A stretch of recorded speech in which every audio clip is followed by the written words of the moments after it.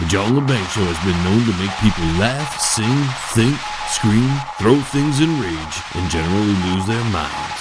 Listener discretion is advised.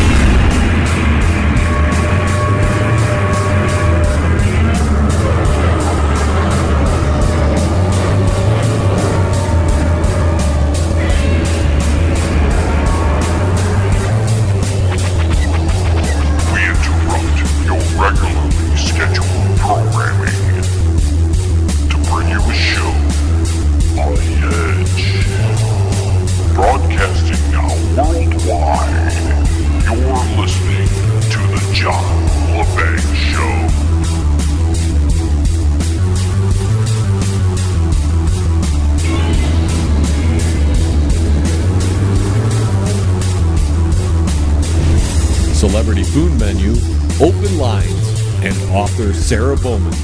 That's what's headed for you in this anti-Super Bowl party of the John Lebang Show. Greetings, Earthlings, welcome and salutations. I'm your host, John Lebang, welcoming you to our Super Bowl free broadcast. We're not going to tell you the scores. We're not going to tell you what's happening from quarter to quarter. We don't care. And that's why you're here, ladies and gentlemen. You don't care about the Super Bowl. You wanted some actual quality, fun, and entertainment. And that's what we hope to bring you this evening. As we have author here in the second segment coming up, Sarah Bowman. She's going to talk about her book, Liddy's Day in the Country. We hope you stick around for that. A little later on, we're going to open up the phone lines to you and talk about maybe the things you want to talk about. And we're adding a little game this evening called Celebrity Food Menu. We'll get to that a little later. But first, I wanted to talk about some personal stuff. And this is for a lot of people who live in the area. I saw footprints the other day after my car door was wide open. Apparently, somebody broke into my vehicle here at the studio. Oddly enough, I'd only been here for a few hours. I'd gone out to the club and saw a group in from North Carolina called Prowess. They were here a few weeks ago on the John Lebang Music Hour. And I didn't even get home till like a little after 1 in the morning. And I had to leave at 6 o'clock or so. And so I was awake by 5 o'clock. So whoever it was that did this took the opportune time of that little 3.5, 4 hour period there. So I noticed these footprints that morning. I noticed the door wide open. And I'm just like, why is it open? So I look down and there's footprints that lead into my neighbor's yard, up to their cars, then over, because you can see in the snow. I mean, whoever the perpetrator was didn't use brains because I could trace them, at least to a certain point. So they walked through the snow over my neighbor's front yard to where their cars were at. Then you can see the footprints lead away into my second neighbor's place, and it leads right to their car. And then it carries on to my third neighbor where it stops in their yard. Now, I don't want to assume anything because the footprints just happen to stop at somebody's place. But you have to wonder, what the heck's going on? We had a break-in on my other neighbor's car back before the winter started during the late fall. I think I mentioned some of that because they had, as a result of this criminality, the breaking in of their car, they had put the enormous spotlight up. I know we talked about it here on the show. And that spotlight illuminates not only their front yard and their backyard, but it illuminates the entire backside of my house. But the illumination does not transfer through my house to illuminate my car. So my car was facing, shadow, basically. It was darkness. We have to worry about somebody which looks to be a local, somebody walking, so they're not out driving around, or at least I don't assume they are driving around. I mean, the footprints ended 3 doors down. So I don't know. I don't even know those people. They don't talk to anybody. They're very quiet. They're in and out. I don't even see them cut the grass, so whenever they do that, it's not when I'm around. But you get neighbors like that, and you can't assume anything. We don't want to assume anything about anybody because we believe in freedom and all that sort of thing. But I thought I'd bring that to your attention because that's something that happened to me this weekend. The time at the nightclub, that was a great time. Prowess was an excellent band.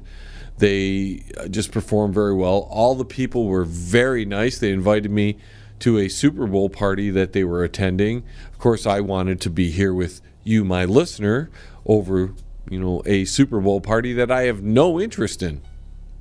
But they were very gracious. They gave me a signed CD from all the members. So I thought that was awesome. I don't know if I'm going to keep that as a memento or use that as a prize, because that's a pretty darn cool prize if you ask me. Speaking of prizes, we have our 3 questions for the evening, and tonight's prize, if you answer these 3 questions on the website www.jlebang.com, you will win a download of Prowess's album, as well as another single download of the Dark Cloud song MFP. Our first question is, pick a celebrity and turn them into a fast food meal. Our second question for this evening is, what is the name of Sarah Bowman's latest book? And our third question is, Banger Music Awards Best Song for 2017. Now, don't forget, you can go to the website and answer those questions. That's www.jlebang.com. Click the Enter to Win a Prize link there.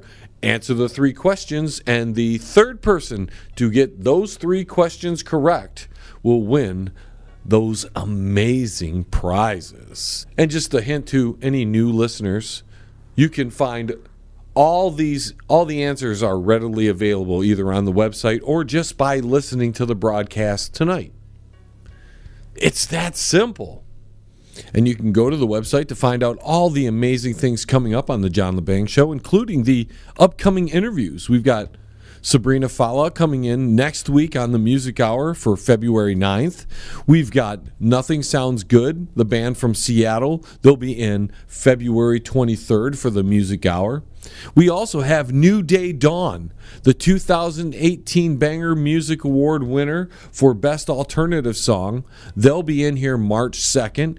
Supposedly, they've got a brand new single going to be debuted on our show. That's what I'm hearing. I don't know for sure. That is also the Music Hour. We also have on March 9th, Adam Jag coming in from the band Yeti. On April 1st, we've got Paul Farah and the Twin, some excellent comedians, so if you want to come in and check that out, that is going to be in our Variety Hour. And on April 8th, we've got Mike Peter, the owner and operator of IRN, the Internet Radio Network in Tampa, Florida. So as you can see, we've got a lot of great interviews lined up. We're also got the Virtual Infinity trailer. Just came out, the teaser trailer. It's just something to get you worked up with the new special that we're developing. And this is a 2-hour special, at least, ladies and gentlemen. Virtual Infinity may be the grandest story we have ever written. It definitely reaches places we've never touched on before, and it takes you to places that you could only imagine. So make sure to check that out on the website as well, www.jlebang.com. We do have a little bit of news to talk about right now. I guess Amtrak has had another major accident, And this time, 2 people are dead at least, and 70-plus people are injured when 2 trains apparently collided on the tracks. This is happening way too often for my taste. I'm not even sure why these sorts of things are happening. We can only hope these are only coincidences and this isn't something more nefarious. But I'm not sure we'd be told at this point. The state of the country is already very fragile, so our hearts and prayers go out to the family and friends of these people who are hurt and who have passed on. And maybe one day we can get over all this tragedy. There's just been a lot of it. Now, on a lighter note, the movie Black Panther is coming out in a few weeks. That's got a whole lot of people excited. Even myself, I have to admit, I really enjoyed Black Panther and Captain America Civil War. And I think this will be a nice expansion into the Marvel universe. And I like, personally, the Earth-based heroes versus the cosmic heroes. There seems to be a shift, so to speak, with Marvel into the cosmic realm. And I would prefer them to keep it Earth-based, but maybe they feel they can't have enough good Earth-based adventures. At some point, it becomes too big, especially with the movie Infinity War just around the corner. I mean, that's just a mere few months away. May the 4th, we've got Infinity War by Marvel. And that's got a lot of people excited. And I'm hoping they don't screw it up like they did Thor Ragnarok. And I know a lot of people enjoyed Thor Ragnarok. But I see a trend happening with these Disney movies. See, they have the Marvel logo and they have the Star Wars logo. But they're truly Disney movies now. And you're seeing that how they're killing off people, how they're ending a person's existence on the big screen is to make him float away in fairy dust. And I'm just hoping that Black Panther sticks to a more traditional Marvel, appeal as far as the base of the characters and stuff. And Infinity War is just going to be this grand, massive adventure, blockbuster, probably one of the biggest blockbusters of all time. I have to admit, I'm truly excited about it. They've built up this universe, and it's now the culmination of all that. And once all this Infinity War stuff has ended, the 2 movies that are connected in some way to Thanos, even Kevin Feige has said that the Marvel Universe is going to change. And I have a feeling that's where we're going to see more Disney-styled movies, a lot like a Ragnarok. So, anyways, folks, we are up against a break. On the other side of this, we have author of Liddy's Day in the Country, Sarah Bowman, joining us. And then in the second half of the show, we're going to get to your calls and celebrity food menu. So start thinking of those celebrities right now. We'll be right back. Hey, you. Yeah, you. Listening there. Don't go anywhere. The John Lebang Show is going to be right back. Just ask the hillbilly. That's right. Right after this. What about me? Maybe next time. Check out the new book from Derek Shelmerdine, Rock and Roll Unraveled. It tells the story of rock and roll from its roots right up until the mid-70s punk. Rock and Roll Unraveled. Not just the music, but also the events that shaped the music. Rock and Roll Unraveled. It includes the backgrounds to recording sessions, singles, album releases, births and deaths, epic concerts, and festivals. Rock and Roll Unraveled. Shelmerdine has made a painstaking effort to document pretty much every event that would prove significant in shaping popular music. Rock and Roll Unraveled. Purchase the book at www.rockandrollunraveled.com. Follow him at Twitter at R&R Unraveled, and look him up on Facebook at Rock and Roll Unraveled. Rock and Roll Unraveled. By author Derek Shelmerdine. Available now. If you are elderly, disabled, receiving SSI or Medicaid, and you have a medical need or require assistance with daily housework, shopping, grooming, medication, you may qualify for housekeeping at no cost. Call now VIP Home Healthcare, 248-579-3805. VIP Home Healthcare, there when you need them. That's 248-579-3805.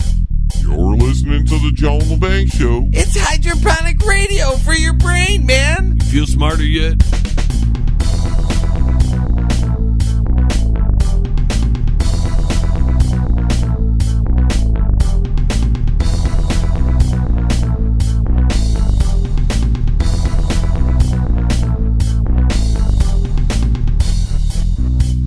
All right, through here, Leroy. Okay, Uncle Shady. Hey, buddy, is this where that band's playing? That's right. $5 to get in. $5 for the both of us? No, $5 each. All right, here's 10. Uncle Shady, I gotta go to the bathroom. You go ahead, Leroy. I'm gonna head up to the bar. All right, I'll meet you there, Uncle Shady. Hi, you're so handsome. Who, me? Yes, you're a stud muffin. Listen here, lady, or whatever you think you are. You don't want me. I have a disease. What kind of disease is it? It's called uglophobia. I've never heard of that before. Oh, it's chronic, and I'm having a flare-up right now. Well, is there anything I can do? Please, just go away. Fine. What do you have, sir? What the hell are you doing here? Oh, this is my new job. Your new job? What about the job at the bowling alley? Oh, I still have that one, too. Oh, you must have quit the job over at the gas station then. No, I still work there. Listen here, how many jobs do you have anyway? Oh, I only have 4. 4? What else do you do? Oh, I work at the dry cleaners around the block. No wonder the unemployment numbers are so low. They think you're 4 different people. Now let me ask you something. What's that? How long have you been doing this? This is my first night. Yeah, I can tell. What does that mean? Well, your service is terrible. I've been standing here for over a minute, and you haven't given me a beer. But you didn't tell me you wanted a beer. Listen here, a good bartender always knows what his favorite customer wants to drink. But I don't have a favorite customer. Listen here, you don't have to insult me. Now, is there anybody else in here as your favorite customer? Well, I don't know anybody. So not only are you insulting me, but you're breaking the law. What do you mean I am breaking the law? Well, you're discriminating, and that's against the law, buddy. So unless you want me to call 911, you better start giving me some free drinks. And what law are you referring to? The one you're breaking. But I don't think I am breaking any laws. Listen here, it's not my fault you don't know the laws in this country. Now give me some free beer or I'm calling the cops. Okay, I'll be right back. Sorry it took so long, Uncle Shady. What kept you, Leroy? Oh, there was a line. That's funny. What do you mean, Uncle Shady? I don't know how there's a line to the bathroom when you can't get a drink around here. You thirsty, Leroy? Yeah, I'll have one, Uncle Shady. Hey, Quark, bring me some prune juice for my nephew here. Okay. And put it on my tab. You're listening to the John Lebang Show. It's a hell of a good time, isn't it? Up next, I got a great treat for you, ladies and gentlemen. I have author Sarah Bowman in. She wrote the book, Liddy's Day in the Country. Sarah, welcome aboard. Hello. How are you today? I'm great. How are you? Great. Are you enjoying this nice, cool weather we're having? No. Neither am I. I'm ready for the sun. Right, exactly.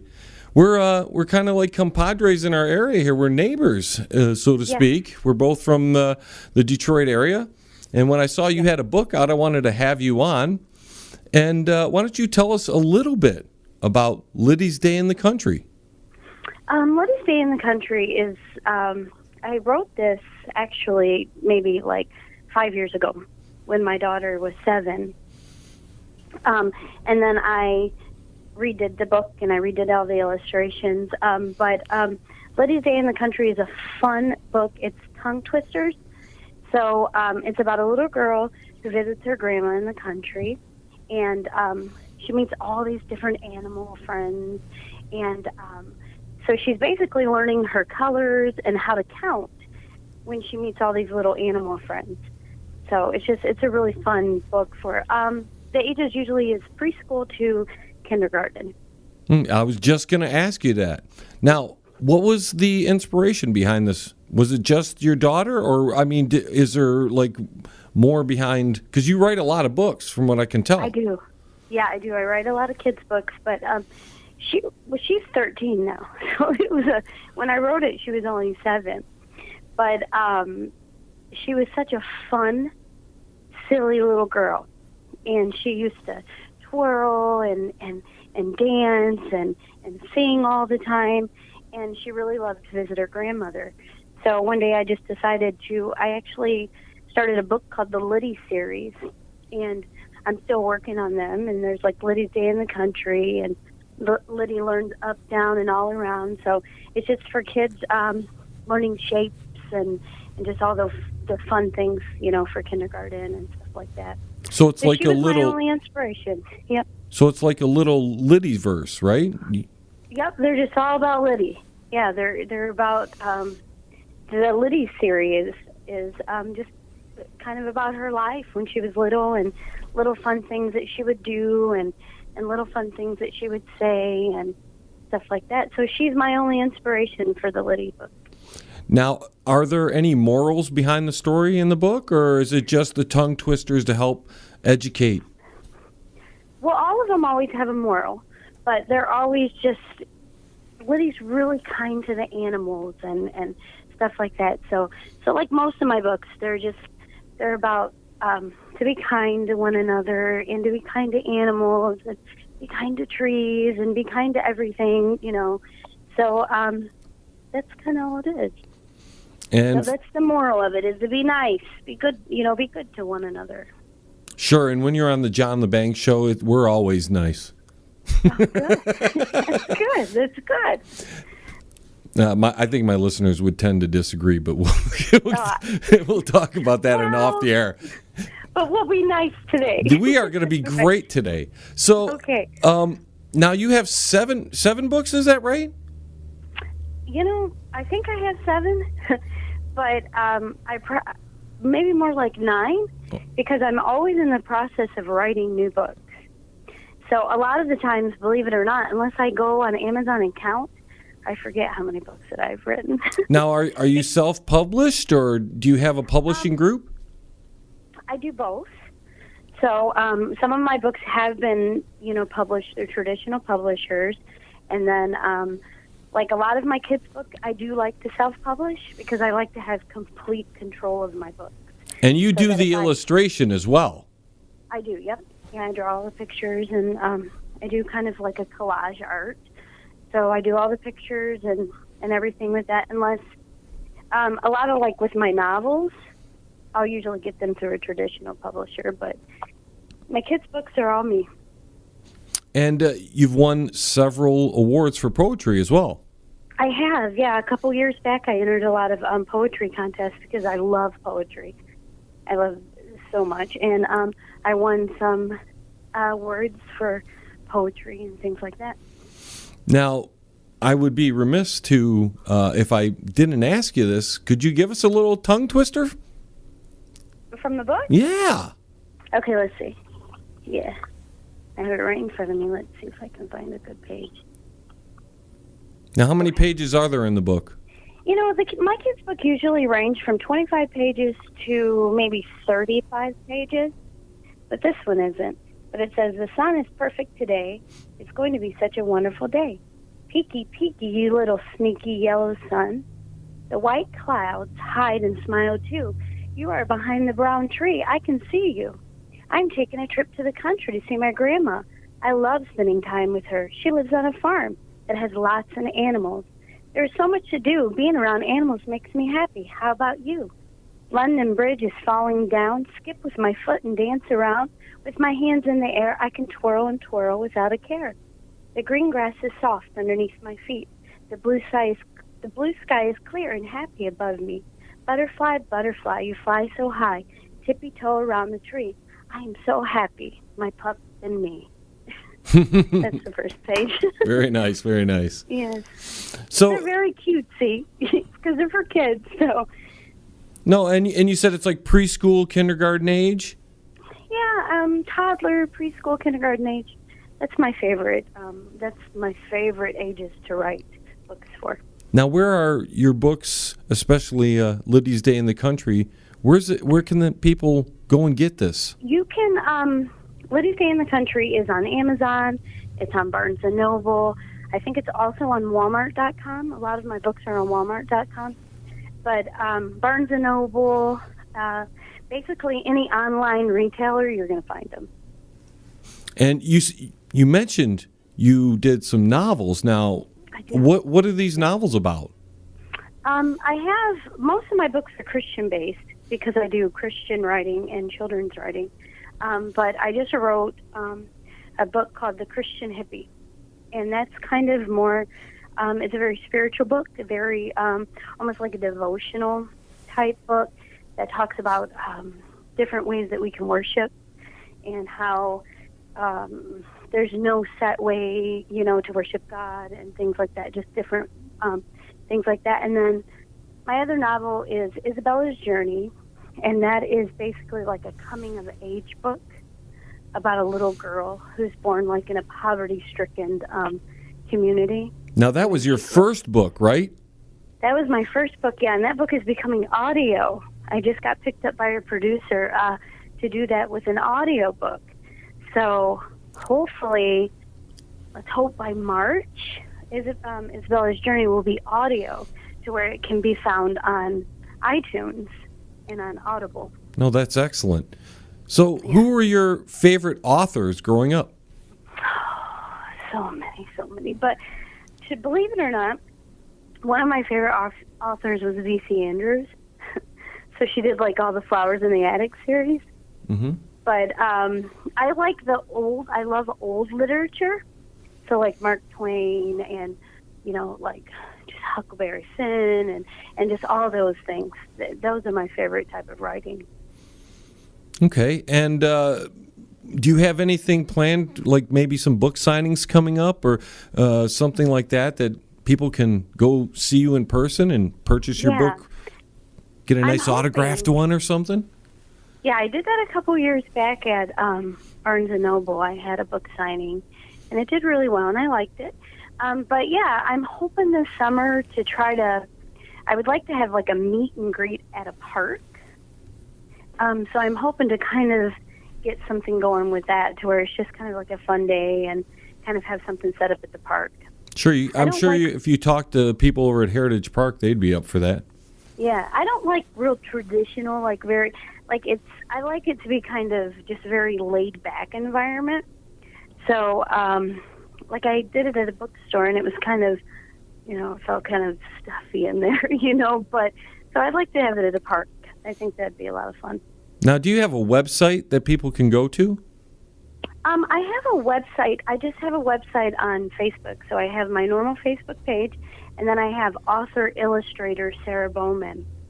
And right now, and that's what I use as my author page, and right now I'm running like a little promotion to where I'm doing a drawing for a free copy of Liddy's Day in the Country. And what do the listeners have to do to get a chance at that? Well, basically all they do is they go on my author page, which is illustrator author Sarah Bowman, and there should be a little thing like the little preview of the book, and then you write your name underneath it and tell me something that makes you feel happy.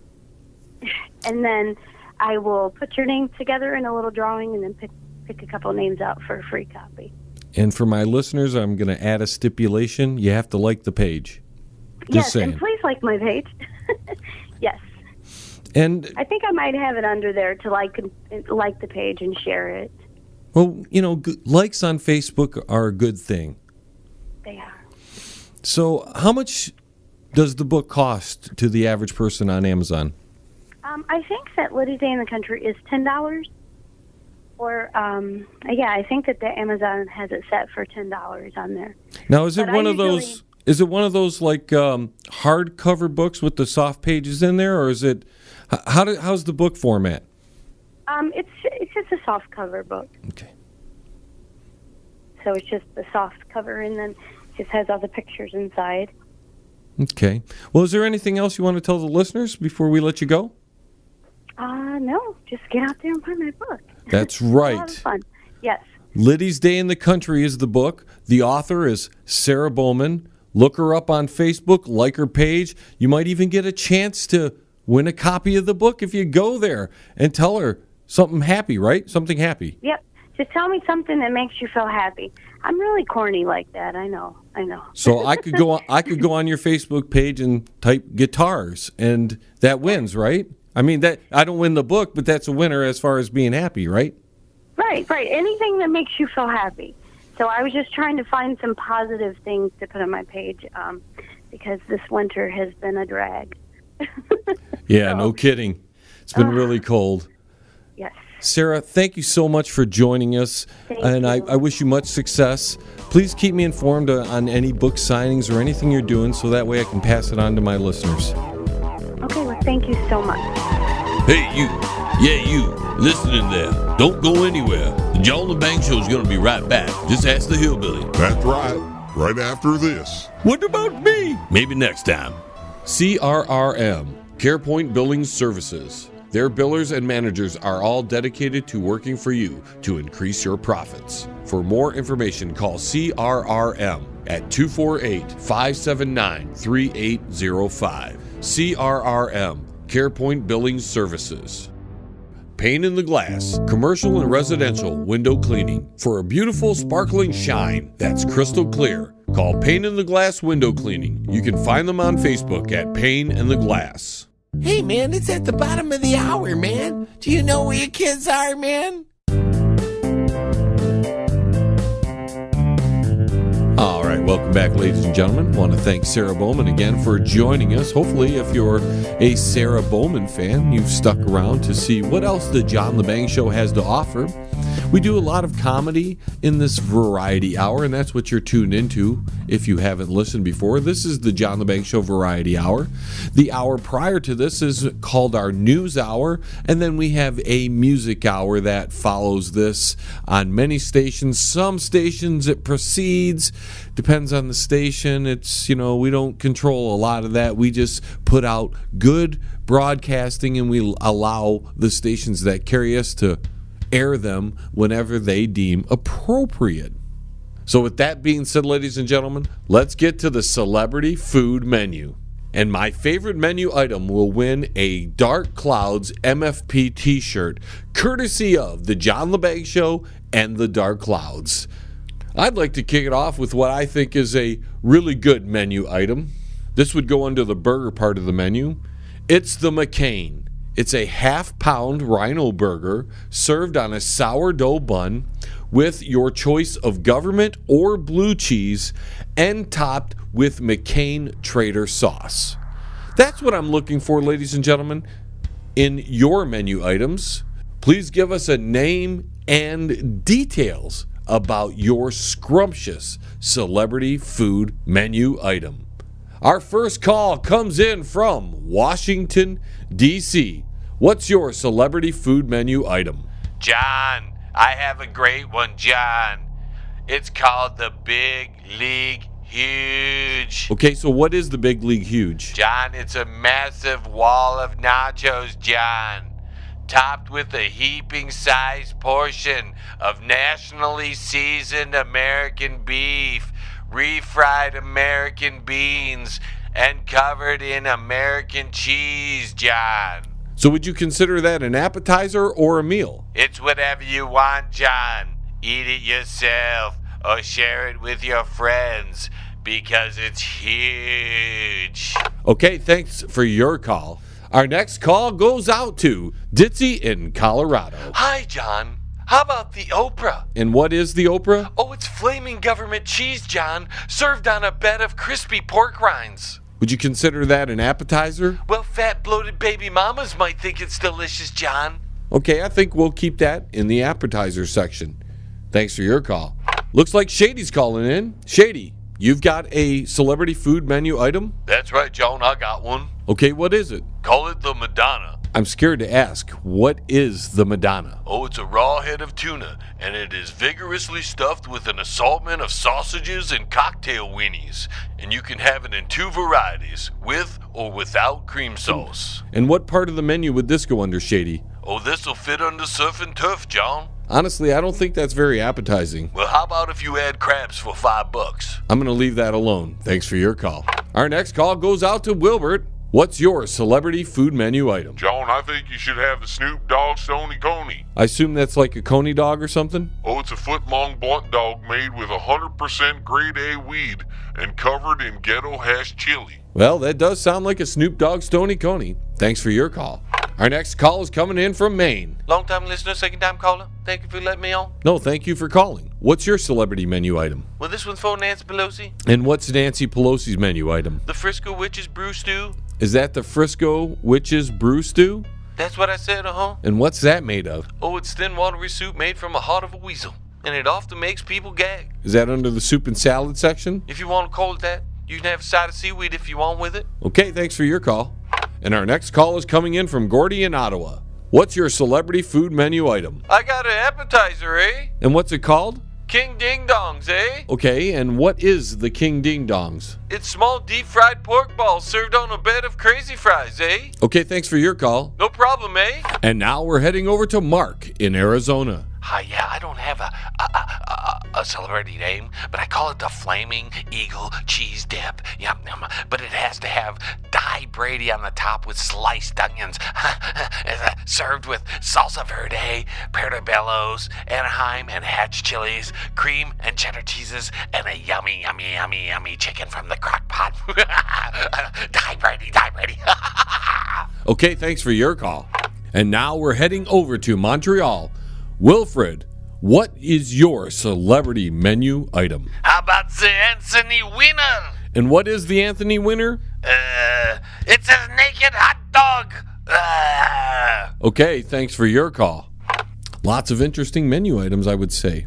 Let's diverge for a moment, as I wanted to talk about this fake missile alert that happened in a city right here in Michigan, where some ding-dong, some idiot, gets on the intercom and starts saying that there's a North Korean nuclear missile strike headed for the country.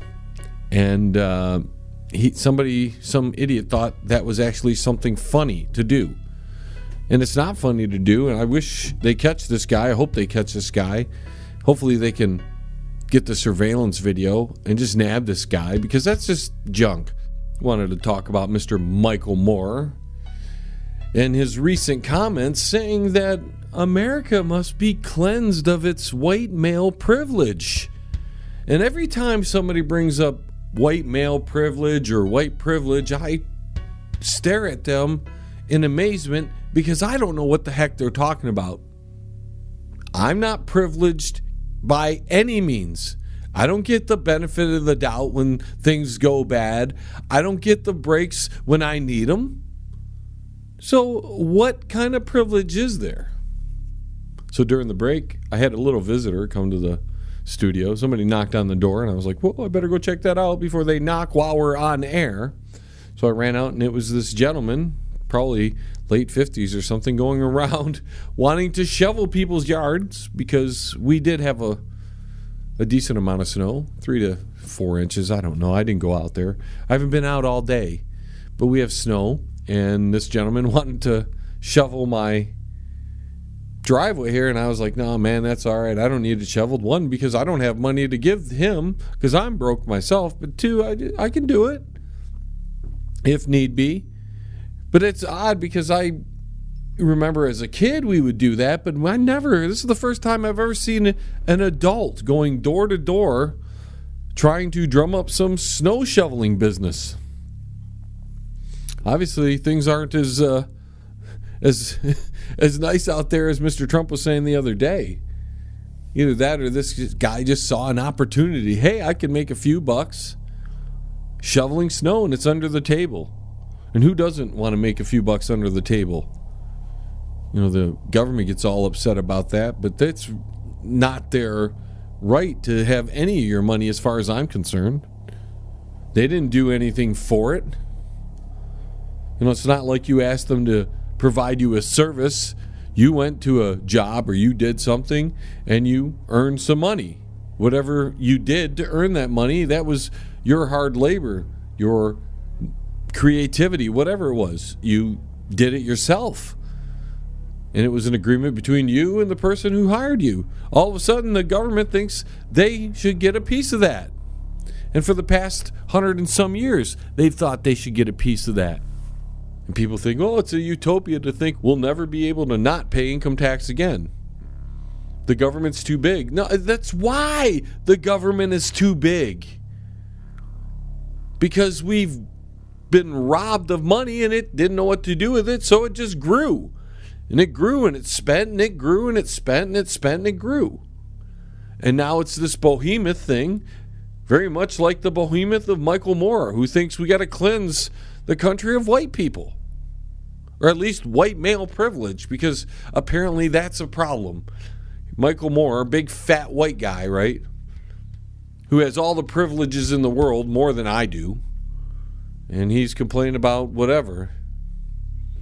I think people just want to have something to complain about, and they don't even care if there's any substance behind it.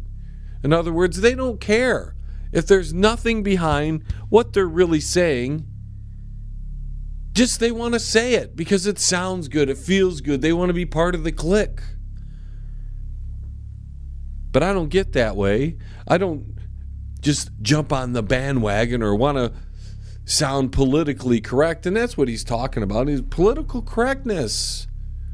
We have to be politically correct according to the political elite who lead us down the wrong path every single day of our lives. Yet we're supposed to be politically correct because of rules they set in motion? I don't think so.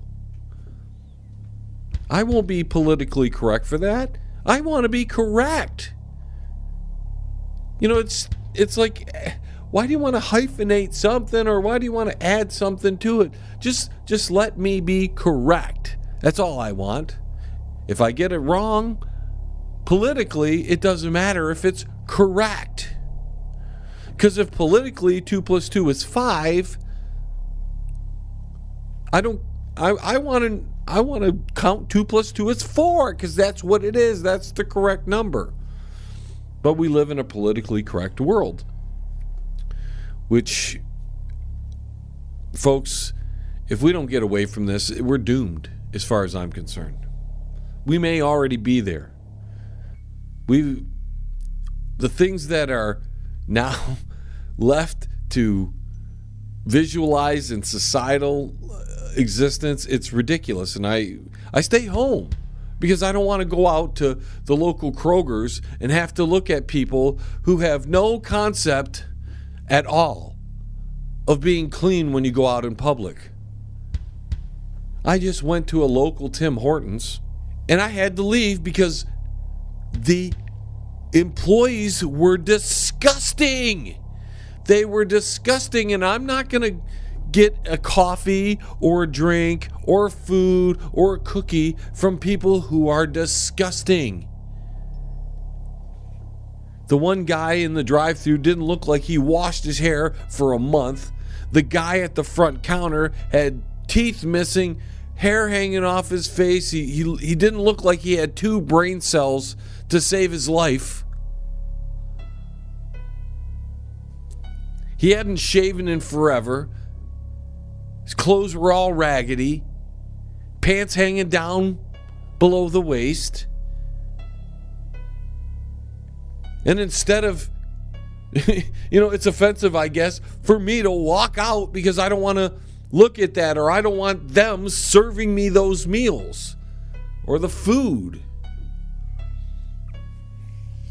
I mean, these companies have to get a little better at their hiring practices. Maybe they just want to pay the minimum wage because that's the easiest way for them to survive. But when you look at the people serving you the food, they're disgusting. And why would you want disgusting people serving you food?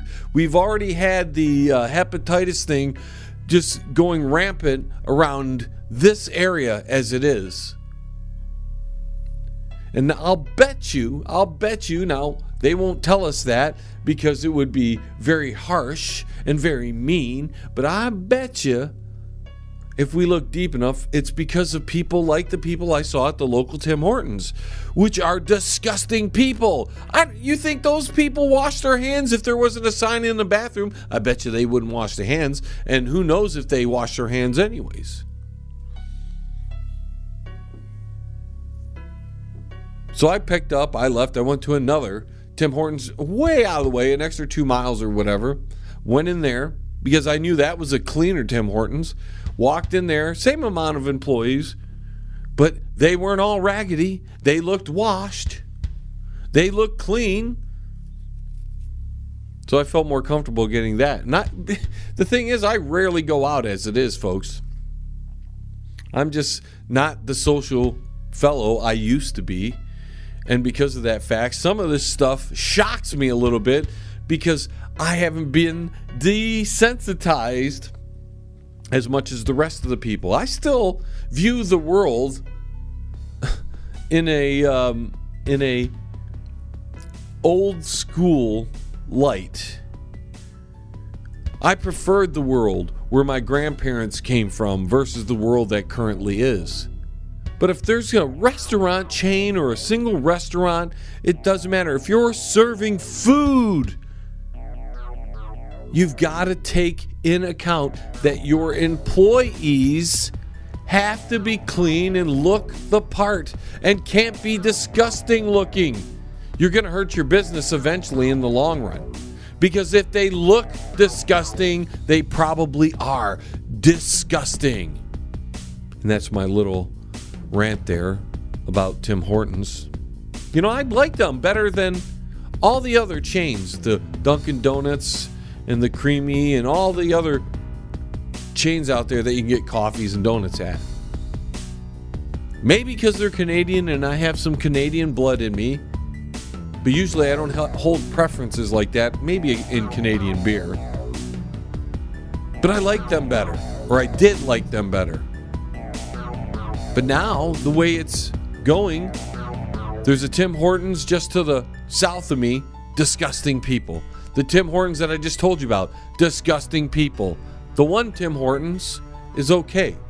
But if this is the trend that they're just hiring the lowest common denominator just to shove out their crappy stuff to us, and they don't care to how disgusting these people look, then I know we're not supposed to judge. Listen, if I've got to eat the food they're giving me, please don't let them be disgusting, okay? I don't want to have to look at somebody when I'm ready about to eat and they look like they haven't showered in 3 weeks. That's it.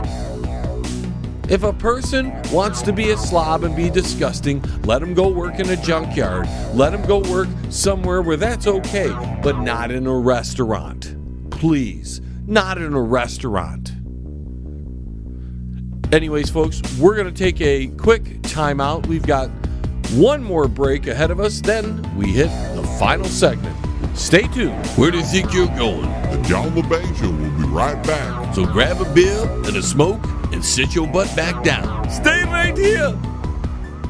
Fans, do you need a video for your brand new song but don't have a lot of money? Then contact John Lebang. His reasonable rates, professional look, and fast turnarounds will help get that song off the ground. Contact him at jlebang.com. You're listening to the John Lebang Show. It's what's cool on radio.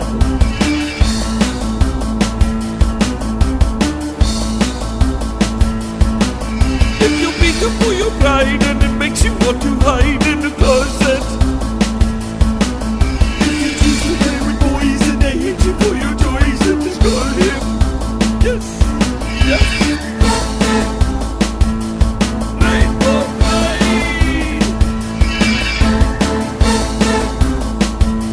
Rainbow Pride. What's this crap I'm reading on Facebook? Oh, I'm sick of not getting any attention anymore. And you told the whole world before you told me? We're supposed to be partners. Oh, I'm a prima donna. And if I don't get attention, I'm going to let the whole world know. So you're just going to quit? Unless somebody says something nice. Is that what all this is about? I need attention, or else I just feel terrible. Don't you think that's a bit shallow? Well, duh. Do you think anything matters to me but myself? But what about us? Oh, what about us? Don't you think you're acting a little silly? I can act the way I want. If I don't get in my way, I just throw a tantrum. Breaking news. We head to the White House, where the president is about to speak. My fellow Americans, let me assure you, I was thinking about firing him before I decided not to fire him. And the fake news continues to talk about it like I did fire him. That was the president speaking at the Rose Garden. We send you back to your regular scheduled programming. Oh, see, he even gets more attention than I do. What if people comment on your Facebook page? Will you reconsider? Oh, I might go back once. I'm just too important to put up with this stuff. I don't like it that a long hair gets more attention than me. And you actually think you're important enough for people to care about that? Oh, I'm so important you don't even know. You really are a drama queen, aren't you? Well, duh. Oh, hang on, let me get the phone. This is the Captain Rainbow hotline. How may I help you? Oh, hi, thanks. Yeah, I know, I've got to retire. Oh, well, that's nice of you to say. Yes, I'll consider it. Thanks. Bye. Who was that? Oh, that was my friend from Ferndale. Oh, just hang on a minute. This is Captain Rainbow. How may I service you? Oh, how are you? Yes, I know. You know how I get. Yes, I know. I need attention. Okay, thanks for calling. Bye. And who was that? Oh, another Facebook friend. Oh, look at this. My phone's blowing up. Hi, this is Captain Rainbow. Oh, I just knew you would call. Yes, I'm feeling better now. Oh, I may not retire now. Thanks for calling. Bye.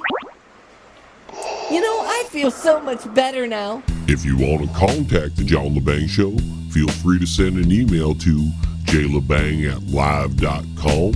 And if you're on Twitter, look him up at John Lebang. And don't forget to go to his Facebook page at The John Lebang Show. Banger. Now here's John. And in one final bit of tidbit before we head on out of here, YouTube announced on Friday that it will start flagging videos published by organizations that receive government funding. Viewers will be able to see labels on videos from government-funded outlets above the video title on the page. The move comes after online tech companies such as Facebook and Twitter received backlash on Capitol Hill for their handling of the Russian propaganda in the 2016 presidential election. The social media giants have been criticized by lawmakers for not revealing the extent of Russian activities on their platforms meant to influence the election. Despite YouTube's effort to combat the negative use of state media, U.S. broadcaster PBS has lashed out at the move. Labeling PBS a public-funded broadcaster is both vague and misleading, a PBS spokesman said in a statement.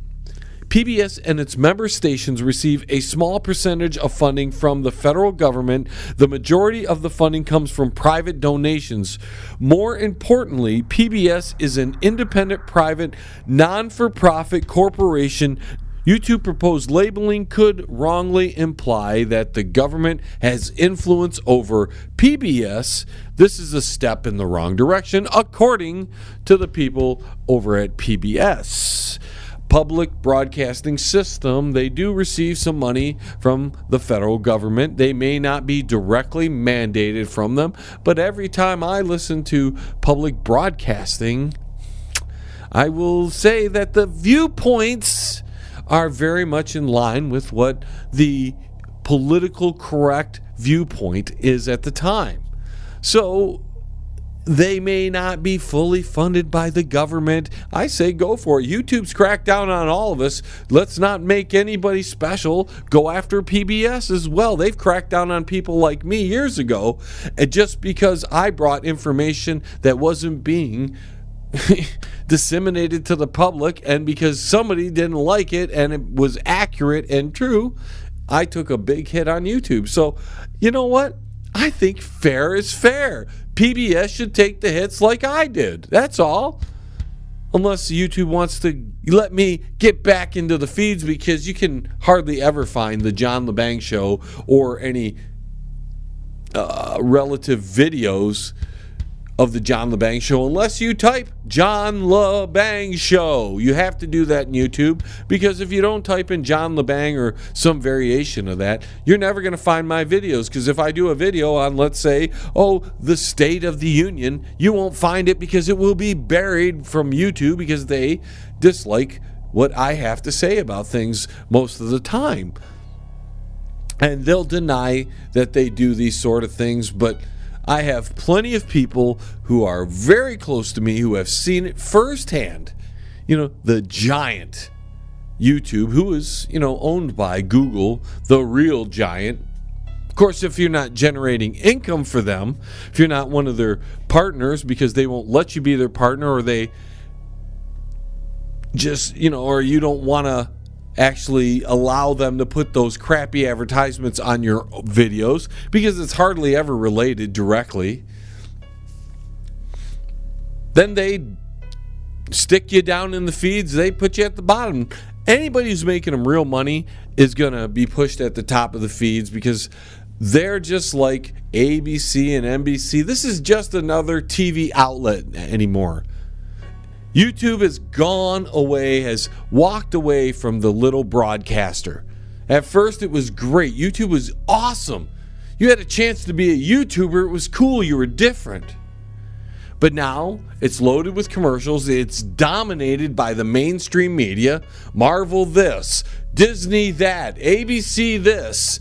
The people who cover the Marvel universe, who aren't directly Marvel people, get all kinds of free passes to go see their movie in advance.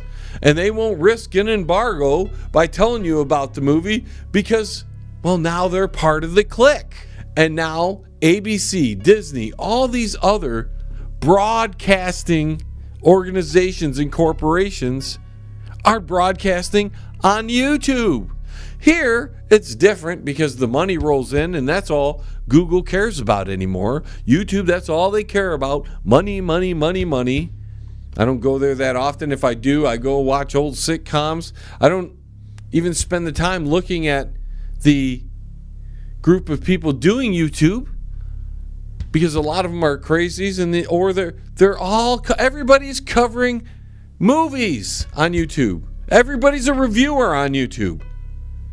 So that's my little rant about that. I just think if I have to take some abuse from YouTube and Google, I have no problem with PBS, and I think they're a better target for YouTube than me, who they targeted years ago, and now I can't. I used to, ladies and gentlemen, just to prove something to you, I used to get 20,000 views, 10,000 views, 2,000 views, 3,000 views on my videos. It was no problem hitting thousands. Now, even though I've got more subscribers than I ever have, I'll get, which is an interesting fact, but I'll get 4 likes on a video, and the video will show no views, none whatsoever. For weeks, it'll be that way. It's just a funny thing how they work and how they sabotage some people, which I'm not even that big. What are they worried about? I'm not that big. But they have to squash my stuff. And then let the big boys, NBC and CNN, that Fox, they all got YouTube channels. They don't need them. They've got major corporations broadcast on cable networks, satellite networks, regular TV. Why would they need YouTube, right? They have their own websites on the internet with the same videos they play and they put up on YouTube. So why do they need those? They don't. Just like, why do they need a Facebook page? They don't. So all the stuff that was really to help the little guy out has been taken over by the big guys, and the people that own these major social media sites are all good with it because it's making them buku money too. So the heck with the little guy again. The heck with him. We'll stick with the big guy because the big guy brings in the money. All right, folks, we're run up against the clock. Hope you enjoyed this hour of the John Lebang Show. Wasn't a normal hour. I want to thank Sarah Bowman for joining me earlier in the hour. I want to thank all my affiliate stations carrying the John Lebang Show. Don't forget to go to my website. That's www.jlebang.com. And until the vibrations of my vocal cords reach your ears again, this is John Lebang signing off from the Banger Studios. T-minus 10, 9, 8, 7, 6, 5, 4, 3, 2, 1.